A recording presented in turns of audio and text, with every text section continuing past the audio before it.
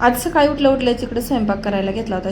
शेंगाची भाजी करायची होती. त्याच्यासाठी इथं मी तीळ आणि लसण, त्याच्यासोबत अद्रक आणि काही इथं लसणाचं जे आपली पात असते ती इथं भाजून घेतली चांगली.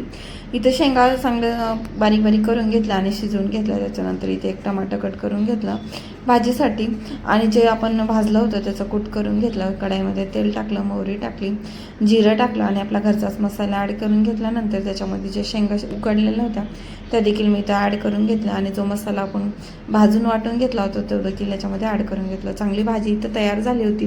त्याच्यानंतर मला जायचं होतं हॉस्पिटलला. आता माझी गाडी कधी रुळावर चालते काय माहीत. आज दिवला 101 ताप होता जवळजवळ, त्याच्यामुळं हॉस्पिटलला नेणं गरजेचंच होतं.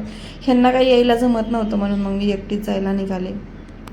दोघींचंही आवरून घेतलं, स्वयंपाक पाणी करून घेतलं, कारण तिथून आल्यानंतर मला स्वयंपाक करायचं जाम जीवावर येतं.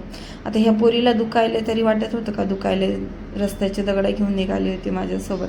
बाहेर निघलं की अशी दगडा गोळा करते आणि आपण जर नजर चुकवली की दगडसुद्धा खायला कमी करत नाही.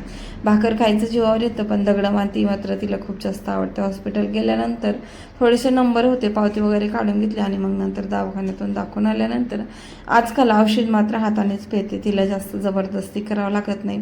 जेवण बनून गेलं असल्यामुळे एवढं काय वाटलं नाही. दिवसभराचं थकान मला तिकडून जाऊन आलं की खूप थकल्यासारखं होतं, पण ह्यांनी जेवायला आल्यावर मात्र सगळे थकान गेल्यासारखं होतं. तेवढंच आपल्याला बोलायला आधार, कारण सगळं काम करण्यात दिवस निघून जातो पण गप्पा मारायला घरात कोणतरी पाहिजे असं मात्र नक्कीच